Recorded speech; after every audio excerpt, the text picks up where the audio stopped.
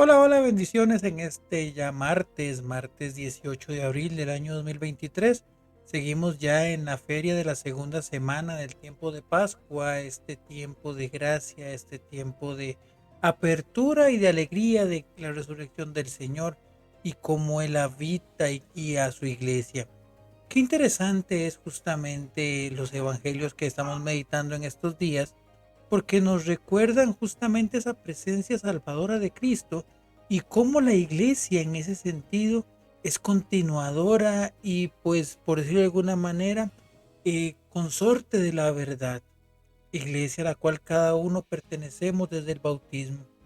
El Evangelio nos habla de ese segundo o una segunda parte de esa conversación de Jesús con Nicodemo, aquel prominente miembro del Sanedrín que conocía la escritura y que pues sentía o tenía una inclinación de reconocer a Cristo como el Mesías, pero que aún pues amarrado o arraigado a su experiencia propiamente farisaica, a una promesa tal vez no completamente profundizada y sobre todo a una apertura no dada todavía hacia los mensajes del Señor, pues llega a hablar con Cristo, llega pues justamente a cuestionarle sobre su misión, sobre su doctrina. Y Jesús le hace una pues clara expresión muy interesante donde dice, el Espíritu Santo sopla como quiere. Es decir, el Espíritu Santo puede actuar y va más allá de las estructuras incluso, sino que más bien puede convertir de cualquiera de las más sencillas circunstancias un momento de encuentro, un momento de amor. Y pone el ejemplo más claro en aquello que pues para muchos era una locura, para muchos era una maldición, que es justamente la muerte de Cristo de manera tan humillante a través de la cruz. De hecho, Jesús utiliza el paralelismo de aquella serpiente de bronce. Recordemos que durante el peregrinaje del pueblo de Israel a lo largo del desierto hay un momento en el que ellos empiezan a renegar de Dios, renegar de su destino y entonces, pues justamente empiezan a darse o se genera una infestación de serpientes que mordían propiamente a los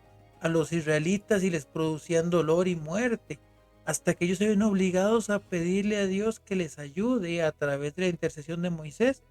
Y Dios les invita le dice a Moisés que haga una serpiente de bronce, es decir, que,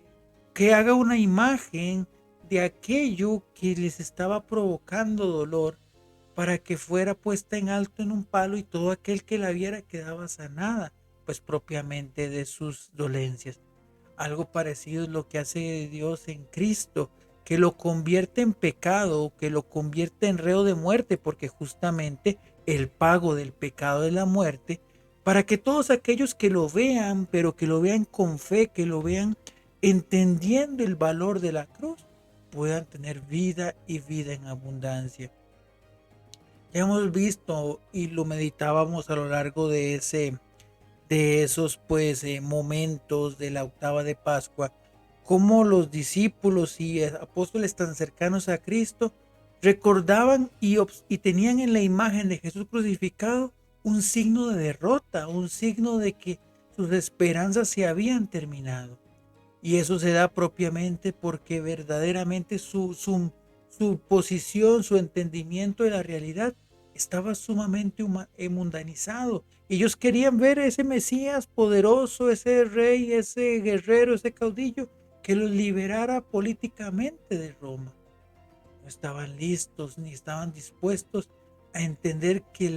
el peor, que la peor prisión, como decía el Papa San Juan Pablo II, es un corazón cerrado, es un espíritu metido de lleno en lo que son las cosas del mundo, en lo que es justamente los bienes materiales, los puestos, encerrados en el egoísmo, encerrados en el rencor. Esa es la verdadera esclavitud. Todas esas cosas que se interponen en esa capacidad de poder ver a Cristo completamente, de ver a Cristo plenamente, de ver a Cristo resucitado, de ver a Cristo glorioso ascendiendo de la tumba. Ese es el peor pecado y esa es la peor prisión que podemos tener cada uno de nosotros. Y hoy en el mundo hay mucha gente que sigue viendo en la creencia, en la religión, en ese encuentro con el Señor, unas cadenas que les quieren coartar la libertad, pero en esa, en esa mala interpretación de ese Cristo, de ese Dios que va a su encuentro, terminan cayendo en redes peores, en redes de ideología, en redes de hedonismo, en redes de consumismo, en redes que les dicen que justamente si no tenés dinero, si no tenés seguidores en redes sociales, si no tenés en este caso pues muchas personas, mujeres u hombres alrededor, no sos nadie. Y al final se convierte eso en una esclavitud peor, porque se dan cuenta de que si no tienen esas cosas, si pierden sus momentos de fama, si pierden sus pertenencias, si pierden sus puestos, a los ojos del mundo ya no son nada y necesitan a todo lugar pues empezar a mantener esos estatus. Eso sí verdaderamente es una esclavitud. Eso sí verdaderamente es una prisión que llega, que restringe. ¿Cuántas personas, tanto hombres como mujeres incluso, han puesto su vida en peligro por constantes tratamientos estéticos porque no son capaces de sostener o de comprender que el tiempo pasa y el cuerpo vive una condición natural? El cuerpo mismo se va desgastando. Y a veces llega un momento en el que no importa qué tanto inversión le querrás hacer, el cuerpo ya llega a un punto en el que tiene que continuar con su rol normal, que tiene que continuar con su camino, pues ese camino natural al que todos tenemos que andar. Son muchas esas cárceles, son muchas esas prisiones.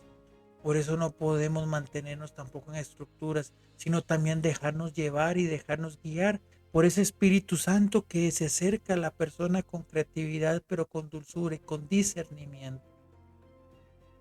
Hoy es un día para recordar justamente eso y que sobre todo desde nuestro bautismo recibimos el don del Espíritu Santo. Un don por demás, pues subvaluado por nosotros, un don olvidado, un regalo que a veces pasamos por alto. Pidámosle al Señor esa gracia de poder pues justamente escuchar la voz del Espíritu y unido a eso ser como José o Bernabé, como indicaba propiamente la primera lectura de Hechos, personas capaces de exhortar, capaces de llevar a Cristo en cada uno de los momentos de su vida y con cada una de sus acciones, y de esa manera poder dar testimonio brillante de la resurrección que nos da vida y nos da plenitud y libertad. Bendecido martes.